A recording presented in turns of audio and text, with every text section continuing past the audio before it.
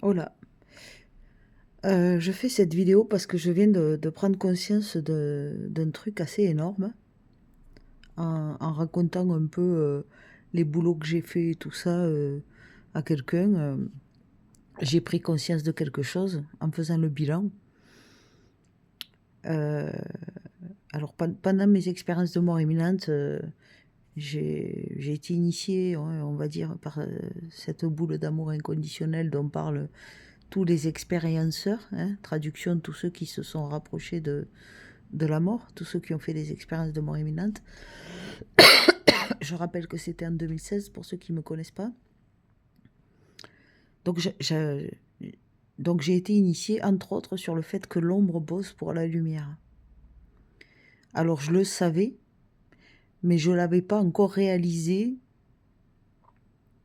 et compris dans ce qui se passe dans la matière concrètement, quoi. Je n'arrivais pas à faire les liens, à vraiment me rendre compte de manière flagrante ce que l'ombre pouvait créer. Alors je vais vous raconter un truc. Ma grande sœur, je ne l'ai pas connue. Elle avait 14 ans quand elle est partie de la maison. Elle a fugué, elle est partie. Et elle a 12 ans de plus que moi. Donc j'avais que 2 ans quand elle est partie de la maison. Donc je peux dire que je n'ai pas grandi et j'ai pas connu ma grande sœur quand j'étais petite. Et quand j'ai démissionné de la maison de retraite il y a très longtemps, hein, parce que j'avais vécu la canicule de 2003. Les personnes âgées tombaient comme des mouches et moi ça faisait des années que je m'en occupais. Chaque fois qu'il y avait un mort, ça me brisait le cœur. Et puis un, et puis deux, et puis trois, et puis j'en pouvais plus. À la fin, fallait passer par la chapelle pour dire au revoir à ceux qui étaient morts la nuit avant d'entamer mes 10 heures de travail. Je me disais, mais tu peux pas continuer à travailler là-dedans, c'est pas possible. Tu vas finir dépressive ou je ne sais quoi. Tu peux pas rester toute ta vie à travailler là-dedans, c'est trop macabre, quoi. Et, enfin bref. Donc je suis partie de la maison de retraite. Et je m'étais inscrite pour une place de foyer de jeunes travailleurs, puisque c'était compliqué du côté de Toulouse à cause de la ZF, de ce qui s'est passé à la ZF, là, je sais pas quoi. C'était compliqué de trouver un logement sur place, donc j'avais trouvé ce truc temporaire pour pouvoir voilà, être hébergée pendant que j'avais trouvé un nouveau boulot de vendeuse chez Clerc dans la rue Saint-Rome à Toulouse. Euh, Parce qu'avant, il y en avait deux des Clercs dans la rue Saint-Rome à Toulouse et moi, je travaillais à l'ancien qui a fermé. Et, et donc, le jour où, la veille où je devais commencer à travailler là-bas, je... déjà, il y a un premier problème, c'est que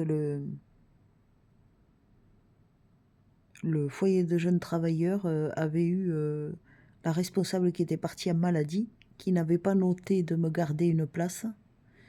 Et je suis arrivée là-bas avec, avec mes meubles et tout ça, que je venais de poser au garde-meubles. Et on m'a dit qu'il n'y avait pas de place pour moi au foyer de jeunes travailleurs. Alors j'étais avec mes bagages, je commençais le travail le lendemain et j'étais à la rue. Donc j'étais en pleurs. Et là, un mec me propose de m'héberger que je ne connais pas du tout, un certain Mohamed. Et puis rapidement, il me fait comprendre que, en gros, si je veux rester chez lui, j'ai intérêt de passer à la casserole tous les jours. Donc, j'ai fait, hein, pas le choix. Parce que le lendemain, je commençais le nouveau travail. Et quand on démissionne d'un boulot, pendant 5 mois, on n'a pas droit au chômage. Enfin, je ne sais pas comment c'est maintenant, mais à l'époque, c'était comme ça. Et donc, je me disais, tant que tu n'as pas ton premier salaire, tu ne peux pas payer le loyer pour l'aider. Donc, voilà, tu es obligé de passer à la casserole. Donc, super. Je me suis exécutée. Et, oh oui, de toute façon, j'avais vécu beaucoup des traumas. Et en fait, c'est une succession de traumas qui va faire que ma fille va naître. Je vais vous expliquer. Donc voilà, déjà, je me retrouve à la rue, ce connard m'héberge, ce connard me traite comme de la merde, ça se passe mal. Au départ, bon, j'étais très jeune, hein, donc là où je bossais pour Claire, il m'avait dit que il m'avait fait enchaîner 3 CDD et que le prochain c'était un CDI. Et moi j'y ai cru, et ils se sont bien gardés de me dire que le magasin allait définitivement fermer et que la responsable à ce moment-là n'a plus répondu au téléphone du jour où c'était fermé. C'était le jour où j'étais censée signer mon CDI. Donc là, j'étais non seulement à la rue, hébergée par un connard, enfin, voilà, en galère, et en plus, j'avais plus de boulot, et j'avais plus de revenus. Super, j'adore. Et donc là, je me souviens que j'ai ma grande sœur que je connais pas, qui habite vers là-bas. Et donc, j'appelle ma mère et je lui dis, hey, t'as pas le numéro de Muriel et tout? Elle me dit, si, et tout. Et donc, j'appelle ma sœur et je lui explique que je suis hébergée par un connard qui me force à avoir des rapports sexuels avec lui parce que je peux pas encore payer le loyer puisque j'ai toujours pas eu mon premier salaire, je sais pas quoi. Enfin, bref. Et elle me dit, de quoi? Je viens te chercher et tout ça. Et là-bas, ça se passe très mal. Je revis un traumatisme parce que là-bas, il y a le père qui frappe les enfants, mais assez violemment. Et en plus, il fume le shit.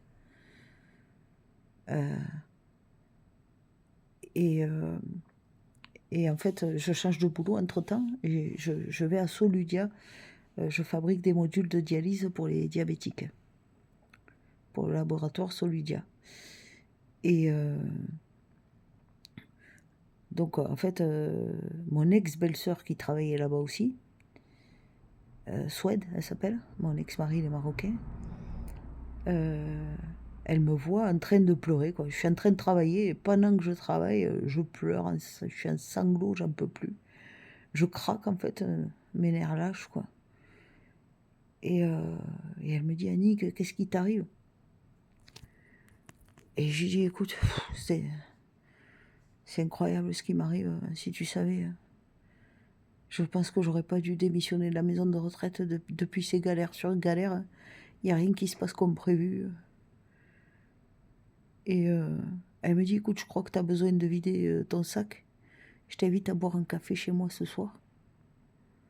Je dis, ok. Et en fait, c'est comme ça que j'ai rencontré mon ex-mari, parce que c'était son frère. Et en fait, je me suis rendu compte que si j'avais pas vécu ces successions de traumas condensés dans un temps assez rapproché, ma fille ne serait pas née. Et là, je viens de prendre conscience de ça à l'instant, et ça m'a fait un choc. Mais vraiment un choc. Je suis choquée.